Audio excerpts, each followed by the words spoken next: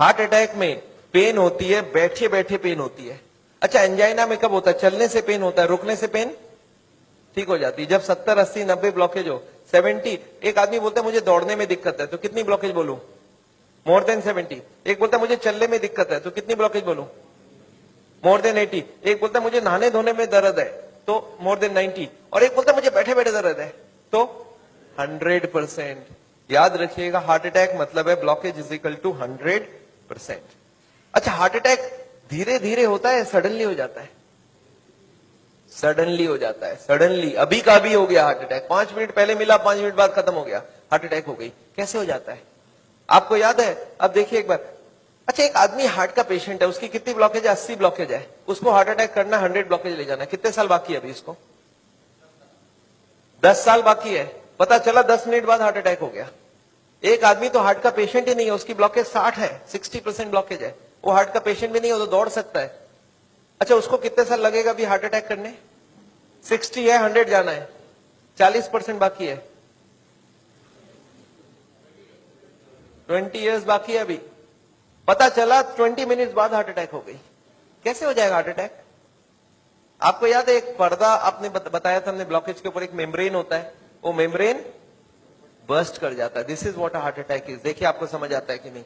ये 20% ब्लॉकेज है, दिख रहा है मेम्ब्रेन ब्लॉकेज के ऊपर। ये 40% ब्लॉकेज है, मेम्ब्रेन यहाँ पे है अभी। ये 60%, 70% ब्लॉकेज है, मेम्ब्रेन अभी भी है। और मेम्ब्रेन स्ट्रेच कर रहा है कि नहीं कर रहा है? करते करते एक दिन क्या होगा? मेम्ब्रेन बर्स्ट कर जाएगा। Membrane will rupture, membrane will snap, membrane will burst. और जैसे ही मेम्ब्रेन बर्स्ट करेगा क्या होगा? यहां से केमिकल यहां आएगी, और यहाँ पे खून जा रहा है, इस खून में क्या होगा? ब्लड केमिकल मिलेगा, और केमिकल मिलते ही ब्लॉकेज हो जाएगी 100%। This is called heart attack. 100% blockage कितने देर में बना? 5 मिनट में। 0 से 80 आने लगा था 40 साल, और 80 से 100 आने में 5 मिनट्स, 2 मिनट्स। अब एक बात बताइए, हार्ट अटैक को रोकना कैसे है? आपका दिमाग क्या बोल सकता है? मैं आपको समझाता हूं, एक एग्जांपल सोच लीजिए। एक नोट का गड्डी है, नोट का गड्डी समझते हैं? नोट के गड्डी में रबर बैंड लगा है, मैं हर दिन उसमें नोट घुसाए जा रहा हूं, और जब रबर बैंड टाइट हो गई तो आपको मैंने पूछा क्या करूं कि रबर बैंड ना फट जाए, तो आप क्या जवाब देंगे हमको? नोट घुसाओ मत। आप ये पूछेंगे सर अभी तक रबर बैंड फट गया क्या? मैं बोला नहीं, अभी तक नहीं फटी है। आप बोलिए एक काम करना, कल से नोट घुसाना मत, देखना फटेगा नहीं। ये काम बात ठीक लग रहा है कि नहीं लग रहा है आपको? घुसाना बंद करो। और मैं एक स्टेप और आगे जाता हूं कि कुछ नोट निकाल लो कि रबर बैंड ढीला हो जाए, अब फटने का क्या चांस है? एकदम नहीं है। एंड यही बात मैं हार्ट के पेशेंट को समझाता हूं। मैं बोलता देखो अभी जहां तक चले गए चले गए, अब आप ब्लॉकेज को बढ़ाओगे तो एक ना एक दिन हार्ट अटैक होगा। कब होगा हम नहीं जानते, पर कभी ना कभी हो सकता है। आज 80 है, मालूम नहीं 90 में पर्दा फट जाए।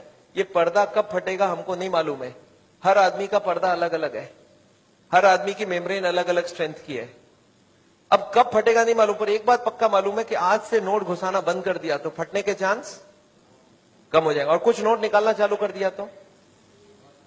आपको क्या लगता है, लॉजिकल बात हो रही है कि नहीं? वो जो कारण है ब्लॉकेज का उसको हटाओ और बॉडी में सप्लाई फैट का बंद करो, अब हार्ट अटैक का chance is almost nil, almost nil. और यही बात मैं हार्ट के पेशेंट को समझाता हूं। आपको क्या लगता है, सही हुआ कि नहीं हुआ?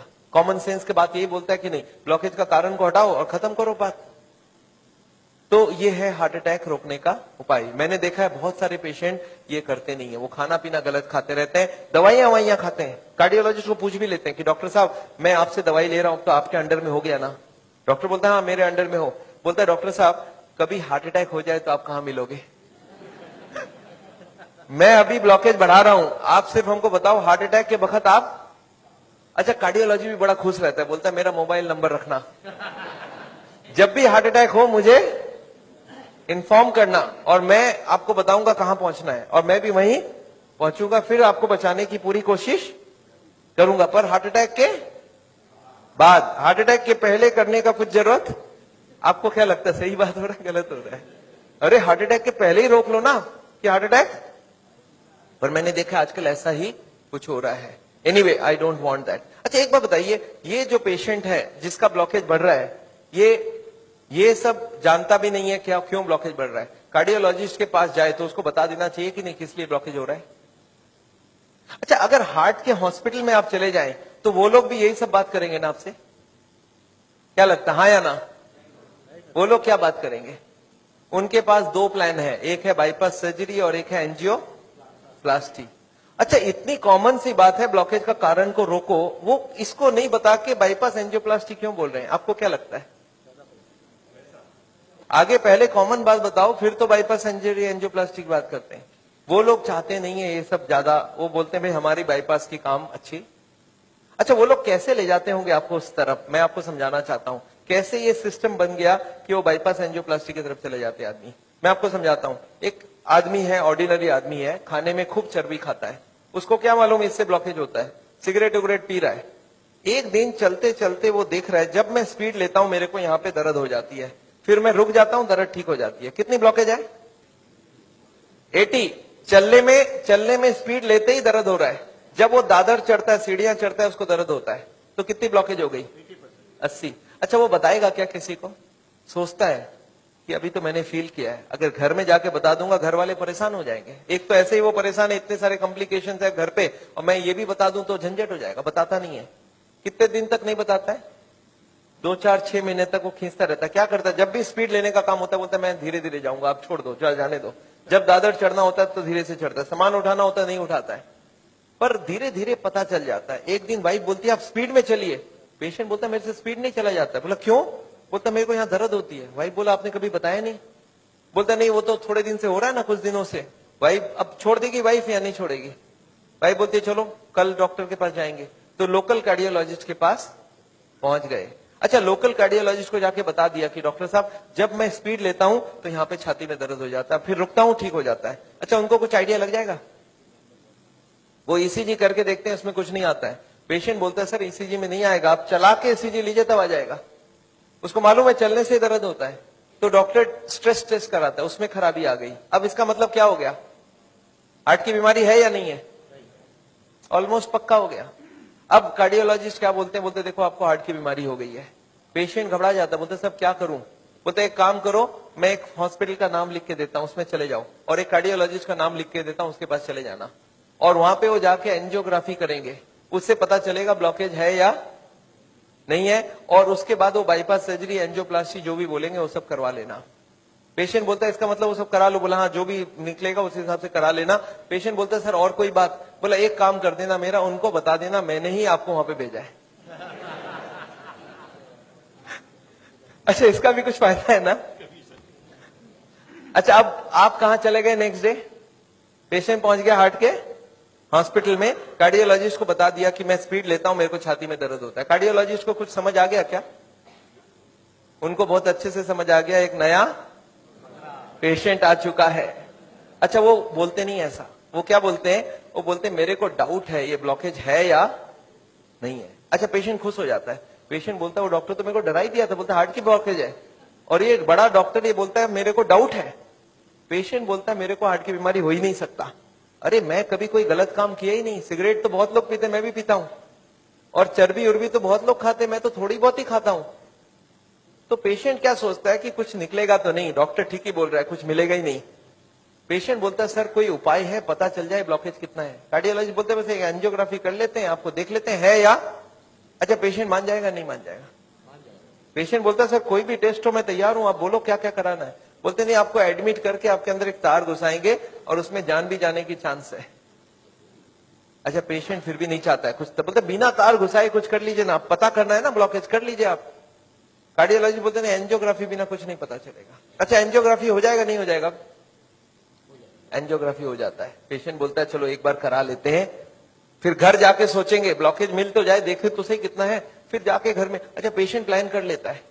क्या प्लान करता है? कि मेरी 30-40 ब्लॉकेज तो हो सकती है, मैंने गलत काम किया है, बड़े दिनों से मेरे को कोई ने बोला था फैट नहीं खाना, मैं खाया हूं, सिगरेट नहीं पीना, मैंने पिया हूं, तो कुछ ब्लॉकेज मिलेगा। और प्लान क्या बनाता है कि घर जाके कल से सारा खाना पीना बदल दूंगा, वॉकिंग चालू कर दूंगा, एक्सरसाइज चालू कर दूंगा, एकदम प्लान करके एंजियोग्राफी में जाता है कि कल खाली रिपोर्ट लेके घर जाना है। अच्छा, रिपोर्ट में कुछ, एंजियोग्राफी होने के बाद रिपोर्ट में कुछ मिलेगा या नहीं मिलेगा? रिपोर्ट में एंजियोग्राफी में कितनी ब्लॉकेज मिलेगी? 70, 80 एंड 90। अच्छा, जब 80 ब्लॉकेज मिल जाए, कार्डियोलॉजी सडनली बदल जाता है, वो बोलते हैं you are very lucky. Patient बोलता है लकी मतलब कुछ भी नहीं मिला आपको? बोला लकी इसलिए कि आप ठीक टाइम में यहां तक पहुंच गए, थोड़ा सा लेट आते तो कुछ भी हो सकता था। पेशेंट बोलता है इसका मतलब कुछ सीरियस बात है। बोला आप बचे कैसे, मेरे को समझ नहीं आ रहा है। यू आर वेरी लकी, अभी तक बच गए आप। अब आपका बचने का चांस बहुत कम है। पेशेंट बोलता पर हुआ क्या? बोलता 80% ऑलरेडी फिनिश्ड, बस थोड़ा सा ही है। You are carrying an atom bomb. अच्छा, पेशेंट बोलता है सर एक काम कीजिए, आप रिपोर्ट मुझे दे दीजिए, मैं घर जाऊंगा। बोलते घर आप पहुंचेंगे कैसे? उसके पहले ही हार्ट अटैक हो जाएगी। अच्छा, आपको क्या लगता है डॉक्टर को मालूम है कि हार्ट अटैक कल होगा, आज होगा? उसको तो ये भी नहीं मालूम 70 है, 80 है या 90 है। क्यों ऐसा बोला जा रहा है? To create a fear. और फियर से क्या होगा? फिर ऑपरेशन के लिए इमीडिएटली, बहुत सारे लोगों को इतना बोलने का जरूरत ही नहीं हो, तो इमीडिएट तैयारी हो जाता है। हार्ट का सुनते हैं उसके मन में ऐसे ही डर रहता है, उसको ज्यादा डराने का। पर कभी कभी पेशेंट बोलता है सर एक बात बताइए, ब्लॉकेज तो कल भी था, ब्लॉकेज तो आज भी है, कल तक तो मैं सारा ही काम कर रहा था, ये पेन तो मेरे को बड़े दिनों से है, मैं अब तो पता चला हूं। तो आप एक काम करिए, मेरे को आप डिस्चार्ज कर दीजिए, मैं घर जाके फिर सोचूंगा। बोला नहीं, आप एक काम कीजिएगा, आप करवट भी लेंगे ना तो हमको पूछ लीजिएगा। पेशेंट बोलता है नहीं सर मैं तो घर जाऊंगा। बोला आप रुकिए, आपके घर वालों से मैं पूछता हूं। अच्छा, घर वाले बाहर कौन कौन वेट कर रहे होंगे?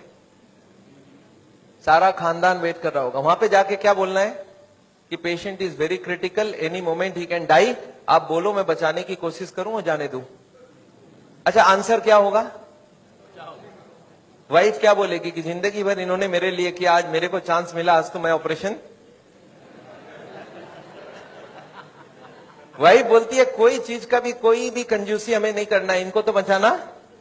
अच्छा, बेटा मानेगा कि नहीं? एक बेटा बड़ा समझदार होता है, बोलता है डॉक्टर को, डॉक्टर साहब एक बार बताइए, मैंने सुना है कोलेस्ट्रॉल की वजह से ब्लॉकेज होता है, इनका कोलेस्ट्रॉल हाई है, तो क्या करूं कि कोलेस्ट्रॉल कम हो जाए? खाने पीने में क्या क्या चेंज लाना चाहिए? अच्छा, कार्डियोलॉजिस्ट मान जाएंगे इनसे बात में? वो बोलेंगे you are wasting my time, he is dying and you are talking all this rubbish. अच्छा, तब तक और जितने परिवार वाले बोले नहीं नहीं ऑपरेशन होना ही चाहिए। मेरे एक पेशेंट थे, बोला डॉक्टर साहब मेरे साथ पूरा ऐसे ही हुआ, मैं तो खाली एक बार टेस्ट कराने गया था और उसके बाद वो ऑपरेशन करके ही भेजे मेरे को वापस। मेरे एक और पेशेंट थे, बोले सर मैं फिर भी नहीं कराया, मैं निकल आया। मैं बोला आप निकले कैसे? बोला मैंने बोला मैं तो नहीं कराऊंगा, मुझे घर जाना है। वो बोले नहीं आप घर भी नहीं पहुंचेंगे। मैं बोला मैं लिख के देता हूं, मैं पहुंच जाऊंगा। फिर मैंने लिख के भी दे दिया, फिर भी वो जाने नहीं दिया। फिर मैंने लास्ट बोला, मैंने बोला देखो मैं करने तैयार हूं, पर प्रॉब्लम है मेरे पास पैसे नहीं है, आप फ्री का कोई ट्रीटमेंट हो तो करवा डालो। तब इन्होंने बोला कोई प्रॉब्लम नहीं है, आप घर चले जाओ। फिर मैं जब घर जाने लगा तब फिर से बुलाया उन्होंने, बोला अब आप एक बार बताओ ये इतने पैसे आप कितने दिन में इकट्ठा कर सकते हो? तब मैंने बोला देखिए मुझे प्रॉपर्टी बेच के आना होगा, 2 महीना लगेगा। फिर मुझे 2 महीना उन्होंने टाइम दे दिया। बोला अब कोई प्रॉब्लम नहीं है, 2 महीने बाद ही ऑपरेशन होगा। आपको समझ आ रहा है ऑपरेशन कब रुक सकता है? दिस इज, मैं ये नहीं बोलूंगा सारे जगह एग्जैक्टली यही हो रहा है, पर इसका ही कुछ छोटा मोटा रूप ये हॉस्पिटल का सिस्टम है। पर एक बात मैं जानता हूं, हॉस्पिटल को ये चॉइस देना चाहिए पेशेंट को। देखो the blockage is so much, these are the reasons. आप देखो क्या चाहते हो। आप अगर अपने आप को बदलोगे तो ऑपरेशन रुक सकती है। आप नहीं बदलना चाहते हो तो मैं ऑपरेशन कर दूं, उसके बाद जाके बदलने का कोशिश करो। But the hospitals don't give chance. उनको मालूम है ये एक मौका है, ऑपरेशन कर लेते हैं, बट उसके बाद भी उनको यही करना पड़ेगा। लाइफस्टाइल चेंज तो पेशेंट को फिर भी करना पड़ेगा। मैं जानता हूं हार्ट के पेशेंट्स को मैं 3 चीज देखते दिखाऊं, एक तो दवाइयां हैं, एक बाईपास और एक एंजियोप्लास्टी। ये दवाइयां मैं आपको एक बार समझाना चाहता हूं दवाइयां क्या काम करती है, और another 10 minutes I will take. देखिए ये ट्यूब है जिसमें कोई ब्लॉकेज नहीं है, और ये 80-90% ब्लॉक है, दिख रहा है आपको? अब ये पेशेंट को चलने से दर्द होता है, एक दवाई ऐसी है जो दवाई देते ही दर्द कम हो सकती है। कौन सी दवाई है? सॉर्बिट्रेट। नाम सुना आपने? क्या करता होगा सॉर्बिट्रेट? देखिए क्या करता है Sorbitrate. This is what is the action of Sorbitrate. क्या हुआ? ट्यूब चौड़ी हो गई, ब्लॉकेज वहीं की वहीं रह गई, ट्यूब चौड़ी हो गई, ट्यूब थोड़ा फैल गया, फैलते क्या हो गया? ब्लड सप्लाई बढ़ गई। पेशेंट बोलता है मुझे अब कोई दिक्कत नहीं है, पर यह दवाई का असर रहेगा 8 घंटे बाद, तो 8-8 घंटे में एक सॉर्बिट्रेट देनी पड़ेगी। एक पेशेंट मेरे को बोला मैं सॉर्बिट्रेट नहीं लेता हूं, मैं मोनोट्रेट लेता हूं। मैं बोला वो भी सॉर्बिट्रेट का ही भाई है। तो ये जितने भी सॉर्बिट्रेट है उनका नाम मैं आपको दिखा सकता हूं। These are all kinds of sorbitrate and all. ये सब दवाई हम लोग दे देते हैं। सॉर्बिट्रेट, इस्मो, आइसोडिल, मोनोट्रेट, नाइट्रोफिक्स, एंजिसेड, इम्डूर, वेंजिकॉर, वेसोट्रेट, मोनोट्रेट, सॉर्बिट्रेट, मोनोसॉर्बिट्रेट, नाइट्रोकंटीन, वेसोप्रीन, मोनोस्प्रीन, इस तरह की दवाइयां हम हार्ट के पेशेंट्स को दे देते हैं। एनीवे, दवाइयां बहुत सारे तरह के मिलती है। एक होता है हार्ट की ऑक्सीजन की जरूरत को कम कर देता है, इसको बोलते हैं beta blocker, calcium channel blocker, फिर एस इनहिबिटर, ऐसे करके बहुत सारी गोलियां हम लोग हार्ट के पेशेंट्स को दे सकते हैं। I am not going to go into that detail. कुछ ब्लड पतला करने का दवाई भी देते हैं, आपने देखा नाम, Ecosprin, Colsprin, ASA, Delisprin, Disprin, Clopigrel, Clopilet, Clopivas, Ceruvin, Clavix, Clotrel, Flagyl, Stromex, Deplatt, इस तरह की गोलियां हम लोग देते हैं ब्लड को पतला करने के लिए। पर ये गोलियां देने से भी पेशेंट ठीक नहीं होता है, तो इसके लिए मैं चाहता हूं वो लाइफस्टाइल चेंज करें, अपनी ब्लॉकेज को कम करें कि उनको देने की जरूरत पड़े ही नहीं। अच्छा, ये गोलियां इतनी खाएगी, इसके साइड इफेक्ट्स होती है क्या? अगर साइड इफेक्ट होती है कॉन्स्टिपेशन, तो कॉन्स्टिपेशन की और गोली दूंगा, और एसिडिटी हो जाए तो एसिडिटी की गोली दूंगा, और नींद ना आए तो नींद की गोली दूंगा। अच्छा बताइए, बीमारी ठीक हो रहा है कि नहीं हो रहा है? आई एम नॉट कीन, मैं जानता हूं दवाई आज जरूरत है, पर कल दवाई की जरूरत ना हो, उसका बंदोबस्त करना बहुत जरूरी है। इसके बाद चलते हैं, ये एंजियोग्राफी क्या चीज है। हॉस्पिटल में जाते हैं, एंजियोग्राफी करते हैं, और ये एंजियोग्राफी मुझे पसंद क्यों नहीं है मैं आपको बताना चाहता हूं।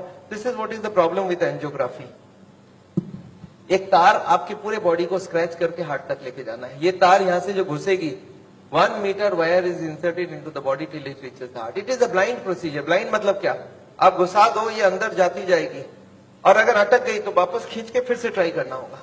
मतलब वो अंदर स्क्रैच करेगा ही करेगा, पूरे बॉडी को स्क्रैच करती है। वो लिखवा लेते हैं कि अगर हार्ट अटैक हो गया तो मेरी कोई जिम्मेवारी नहीं है, और ये पूरे बॉडी को ये पंक्चर भी कर सकता है। मैंने ऐसे ऐसे पेशेंट देखे हैं कि एंजियोग्राफी के वक्त ही डेथ हो गई। एंजियोग्राफी में पैर को काटना पड़ा अल्टीमेटली, क्योंकि वो पैर की ट्यूब को डैमेज कर दिया।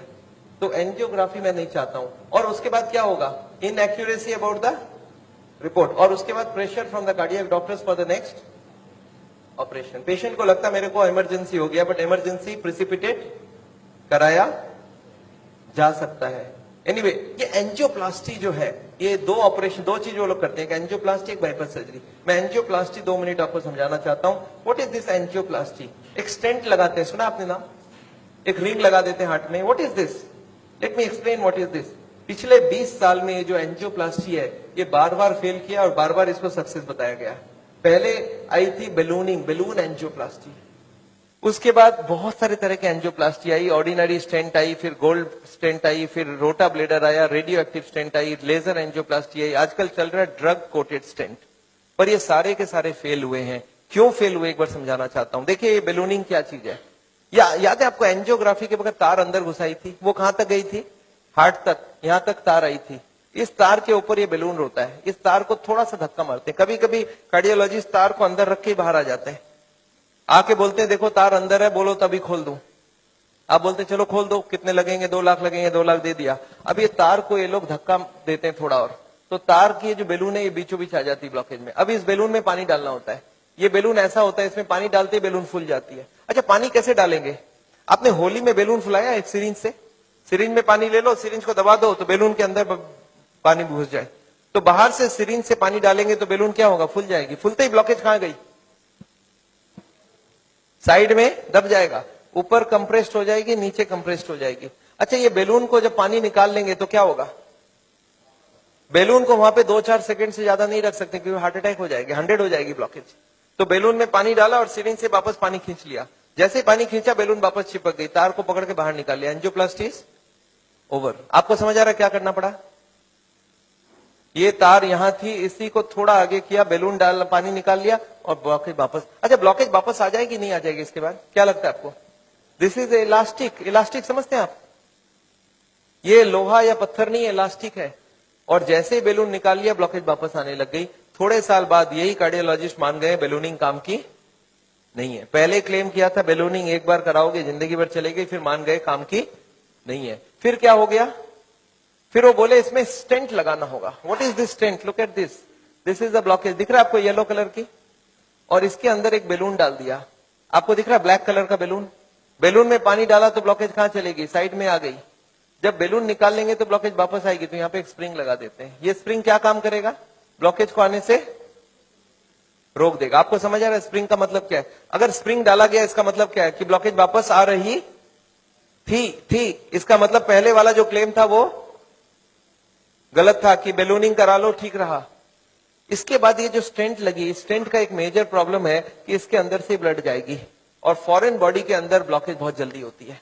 ये देखा गया है स्टेंट में 6 महीना 1 साल में सारे ब्लॉक आ जाती वापस।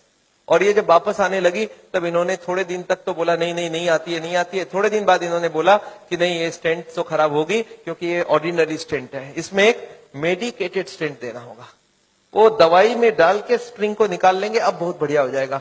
तो ड्रग की कोटिंग चल जाए। आपने देखा है चांदी के गहने में सोने की कोटिंग चढ़ाते हैं, तो वो स्प्रिंग के ऊपर कोटिंग चढ़ा देते हैं और वो कोटिंग चढ़ा के लगा दिया, पर इसके बाद भी ये फॉरेन बॉडी ही रही, इसमें वही का वही रिजल्ट आया है। अभी लेटेस्ट है कि 66% people with in 1 year will come back with a reblockage. इसके बाद है बाईपास सर्जरी। एक बहुत बड़ी सर्जरी होती है। देखिए बाईपास सर्जरी मैं इसलिए नहीं चाहता हूं, एक बहुत बड़ा सर्जरी है। एक पूरे चेस्ट को काटो और इसको काट के, इसको चाकू से नहीं कटेगा, इसमें आड़ी से कटेगी। आड़ी समझते हैं आप? आपने मार्बल फिटिंग के वक्त एक देखा गोल चक्का लेके घूमते हैं, ऐसा एक लगा के ये पूरा खुलेगी। इसको अंदर से ऐसे जैक करके ऐसे खोलेगा, अंदर में हार्ट को रोक के उसमें ऑपरेशन होगी।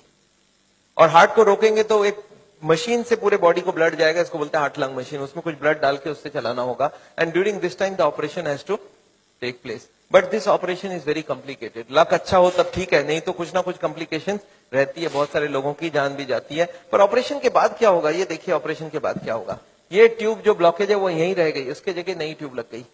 तो ये ब्लॉकेज के जगह नई ट्यूब लग गई तो क्या हो गया, बाईपास हो गया।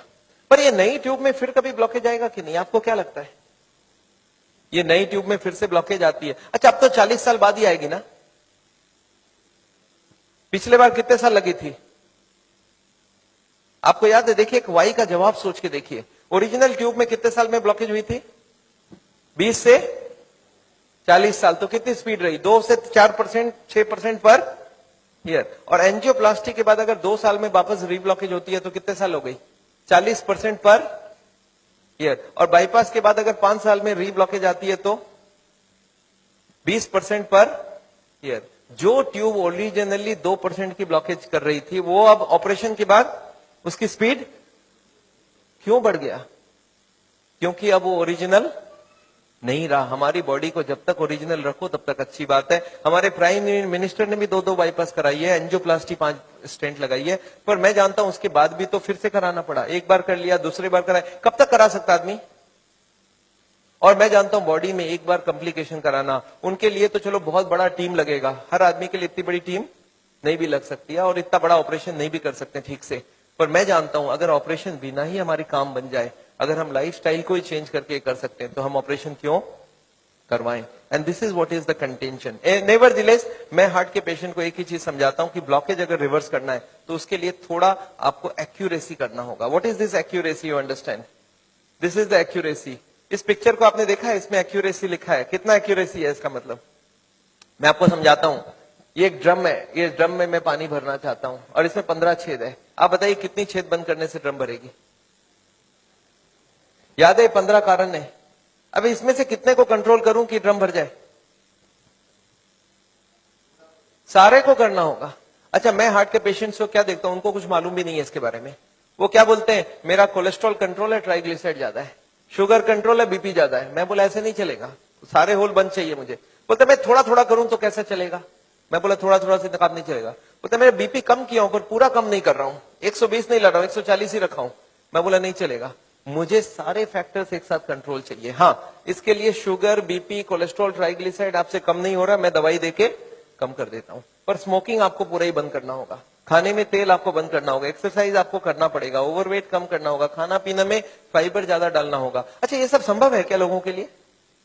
यस, क्या प्रॉब्लम है? ये तो सिंपल सी बात है, इसको क्यों नहीं कर सकते? क्यों नहीं सिगरेट बंद कर सकते? क्यों नहीं मीट बंद कर सकते? क्यों नहीं तेल घी छोड़ के आप अलग तरीके से खाना बना सकते हैं? तो all these if you do there is no problem.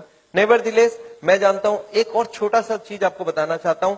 अभी एक और नई जो टेक्नोलॉजी आ गई है, आदमी को मैं सोचता था बिना काटे कुछ हो सके। ये हमारी कुकिंग की क्लास है, this is a cooking class. मैं हार्ट के पेशेंट्स को ट्रेनिंग देता हूं। This is my dietitian teaching cooking, 0 oil cooking to the patients wives.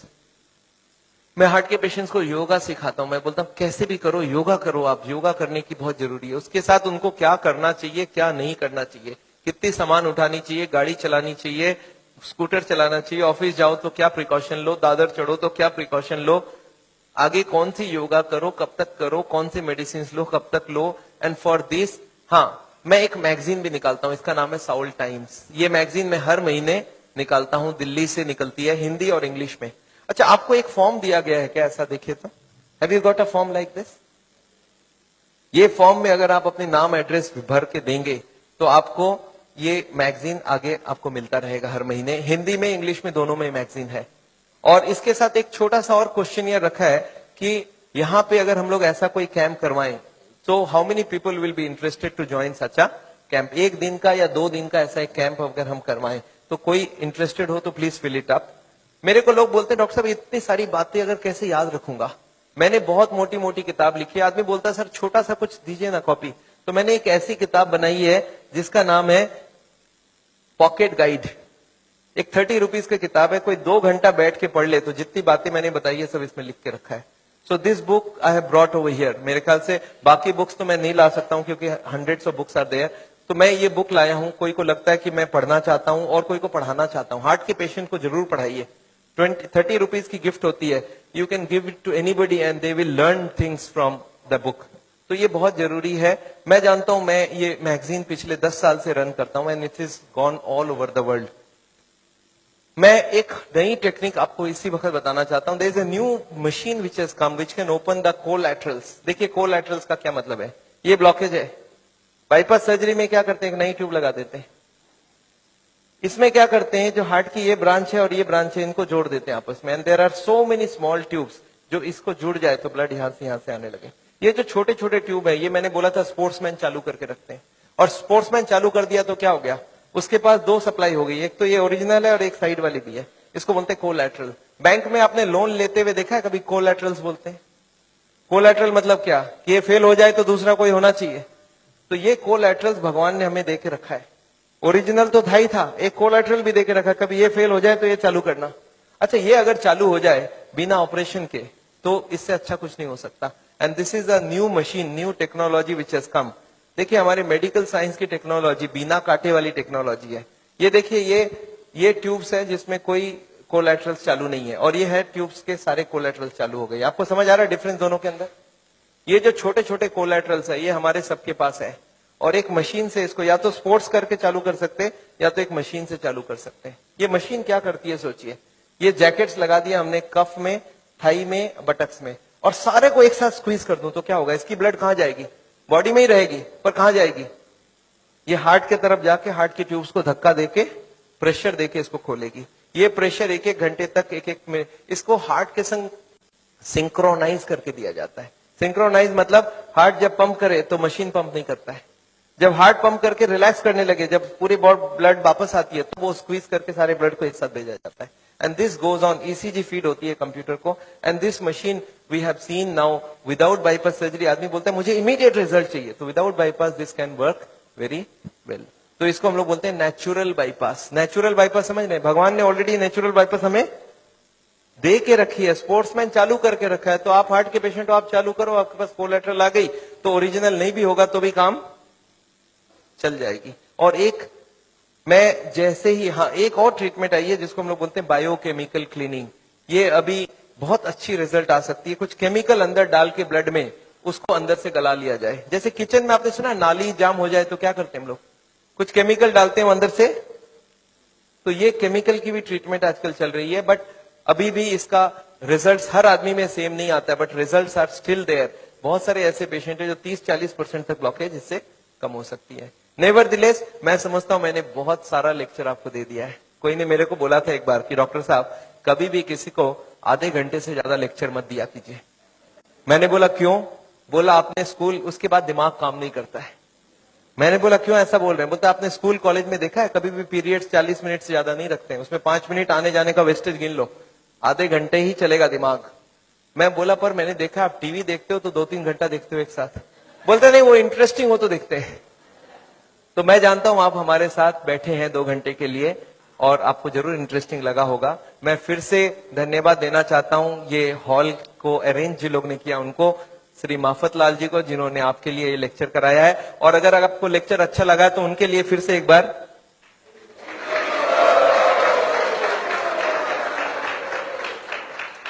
Anyway मैं जानता हूं मैंने लेक्चर तो खत्म किया है और मैं चाहता हूं कि आपके पास अभी भी कुछ क्वेश्चंस जरूर होंगी। मैं कैंप भी करता हूं और मेरी बंबई में जुहू में एक क्लिनिक भी है जहां पे हर वक्त डॉक्टर है और ये मशीनें वगैरह भी है। तो आपको अगर कभी कोई जरूरत पड़े तो आप हमारी किताबें जरूर पढ़िएगा और ये छोटी वाली किताब भी पढ़िएगा। अगर आपके पास कोई क्वेश्चंस हो, क्वेश्चंस के लिए माइक है हमारे पास। So if you have questions I would want you to ask the questions and I like to answer the questions. You not covered the effect of the alcohol. Yes, very important thing, alcohol. मैं आपको बता दूं alcohol heart के लिए कभी अच्छी नहीं है। We don't recommend alcohol for the heart patient. क्यों? एल्कोहल में ग्लिसरॉल होती है और ग्लिसरॉल से ट्राईग्लिसराइड का रिश्ता होता है। ट्राईग्लिसराइड, ग्लिसरॉल होता है उसमें भी। तो एल्कोहल में एल्डिहाइड ग्रुप है और ग्लिसरॉल में एल्डिहाइड ग्रुप है और ये दोनों एक दूसरे से एक्सचेंज हो जाती है। जब भी कोई अल्कोहल ले तो उसका ट्राईग्लिसराइड 40-50 तक बढ़ जाती है। तो अल्कोहल कभी हार्ट के लिए अच्छा है ही नहीं। पर अल्कोहल से एक अच्छाई होती है हार्ट में, वो है एचडीएल बढ़ जाती है। तो हार्ट के पेशेंट्स क्या चाहते हैं मालूम है? बोले एचडीएल की बात करो, ट्राईग्लिसराइड की बात ना करो। अरे मैं कैसे बात ना करूं? एक चीज अच्छा एक खराब है ना, तो मैं दोनों को ही बात करूंगा ना। अच्छा, अल्कोहल में एक ही खराबी है और भी खराबी है। मैं आपको गिनाता हूं अल्कोहल की खराबी। एक तो अल्कोहल से स्टोमक खराब हो जाता है, गैस्ट्राइटिस हो जाता है, लीवर खराब होता है, इसको बोलते हैं सिरोसिस ऑफ द लीवर। सुना आपने नाम? अच्छा, अल्कोहल से नर्वस सिस्टम खराब होती है। आपने सुना है अल्कोहल पी के एक्सीडेंट करके लोगों को मार डाला लोगों ने? सुना है सर? तो अल्कोहल से पैसे भी खराब होते हैं, आपको मालूम है क्या? अच्छा, अल्कोहल से एडिक्शन होता है, ये बात मालूम है आपको? एडिक्शन मतलब क्या है? जिसको अल्कोहल पीने की आदत पड़ जाए वो मारपीट करके भी अल्कोहल पिएगा, हर दिन पिएगा। एक आदमी मेरे को बोला सर सबको ही नहीं होता है ऐसा। मैं बोला जो जो हो चुका है उसको जाके पूछो कि आप जब शुरू किए थे तब हर दिन पीते थे क्या? बोलते नहीं, मैं तो पहले एक ही बार पीता था, कभी जिंदगी में एक बार पिया पहले बार, फिर महीने में एक बार पिया, फिर हफ्ते में एक बार पिया, फिर हफ्ते में 3 बार पिया, फिर धीरे धीरे अब हर दिन पीने की आदत हो गया है। तो कौन गारंटी दे सकता है आप उसी एडिक्शन में नहीं जाओ? अल्कोहल में परिवार को बड़ा टेंशन रहता है, वाइफ सबसे ज्यादा दुखी होती है। जब हस्बैंड शराब पीता है तो वाइफ सबसे ज्यादा दुखी होती है। अच्छा, बच्चे तो अच्छा चीज सीखते हैं आपसे, बच्चे भी बहुत दुखी होते हैं कि पापा को सिगरेट पीने देते। दो ही होता है, बच्चा दो ही काम करता है, या तो पापा की तरह पीना चालू करता है या तो पापा को जिंदगी भर नफरत करता है, क्योंकि उसको अल्कोहल या तो पसंद हो जाएगा तो वो पीना चालू कर देगा, वो भी बिगड़ेगा। अच्छा, मेरे को कभी कभी लोग बोलते हैं सर पर मैंने देखा है कार्डियोलॉजिस्ट बोलते हैं थोड़ा बहुत पिया करो। मैंने बोला अच्छा एक काम करना, उस कार्डियोलॉजिस्ट को जाके पूछना कि सर ये अच्छी चीज है क्या? बोला हाँ अच्छी चीज है तब ना हमको बता रहा है। मैं बोला उसको पूछना कि अपने बेटे को और अपनी बीवी को पिलाना चालू किया क्या हर दिन? बोलता नहीं, मेरा बेटा पिएगा तो निकाल दूंगा घर से। अच्छा, अपने बेटे को घर से निकाल दोगे पीने से और हमको आप बोल रहे हो पियो? आपको क्या लगता है लॉजिक बहुत अच्छी है कि खराब है? कोई भी कार्डियोलॉजिस्ट को यहाँ हाथ लगा के बोलने बोलिए कि हाँ ये अल्कोहल बहुत अच्छी चीज है, मैं अपने बच्चों को पिलाऊंगा, अपनी वाइफ को पिलाऊंगा, तब तो मैं मान जाऊं। कोई कार्डियोलॉजिस्ट तैयार नहीं है। पर पेशेंट्स के लिए घूस देना समझते हैं? घूस देना, ब्राइब करना समझते हैं? ब्राइब होने से बहुत काम हो जाता है। तो पेशेंट को ब्राइब देकर रखते हैं कि पेशेंट बोलेगा डॉक्टर मेरा बहुत बढ़िया है, सारा चीज अलाउ कर देता है। But very bad, alcohol is never good for the heart. या any more questions? Garlic. Garlic, मैंने एक क्वेश्चन यहाँ पे लिख के रखा है, कैन आई टेक, कुछ फ्रीक्वेंटली आस्क्ड क्वेश्चंस लिखा, can I take garlic? Garlic heart के लिए अच्छा है, गार्लिक हार्ट के लिए अच्छा, पर नेसेसरी नहीं है जो नहीं खाता उसको ही खाना होगा। ऐसे हजारों फूड है जो हार्ट के लिए अच्छा है, तो you can take any of this food. पर एक आदमी मेरे को बोला सर सिर्फ गार्लिक खाऊंगा मेरा ब्लॉकेज ठीक होगा कि नहीं? मैं बोला नहीं, जितने खराब वाले आइटम है सब बंद करने होंगे, जितने अच्छी वाली सब चालू करनी होगी। तो ऐसा नहीं कि गार्लिक इज अ पैनासिया, पर garlic is definitely good, cholesterol को कम करता है। या यस मैम।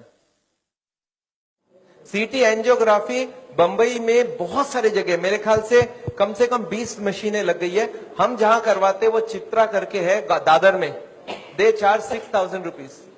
तो ये सीटी एंजियोग्राफी का लिए आपको अगर एड्रेस चाहिए, हमारी क्लिनिक का एड्रेस आपके पास है already, you call them up, they will give you the details. Okay So what is good cholesterol, and what if you have in the range of good cholesterol is higher than the normal range? So how does it affect the heart, and what is? See, good cholesterol is good. cholesterol को good क्यों बोला जाता है? It goes to the blockage, picks up the cholesterol and takes it out. So good cholesterol if you can increase it is wonderful. We want more than 40. तो good cholesterol बढ़ाने का कोशिश करिए, और इसके लिए बाजार में नहीं मिलता है। आप हमको ये नहीं बोल सकते सर 2 किलो मेरे लिए मंगवा दीजिए। गुड कोलेस्ट्रॉल आपकी बॉडी बनाएगी अगर आप खाना पीना ठीक रखेंगे So तो। is good cholesterol anyways related to fat also? I mean, It is coming from fat plus protein. Hare Krishna, Prabhuji. This is Dr. Anuj here. I have done lot of your patients. I have done echoes of those patients at Chitra Scan. Okay. And let me tell you, I'm a cardiologist and I really loved your lecture. It's Thank you, an sir. amazing talk that you gave. And I pray that we do something together with all the malpractice. I'm very much aware of what is going on.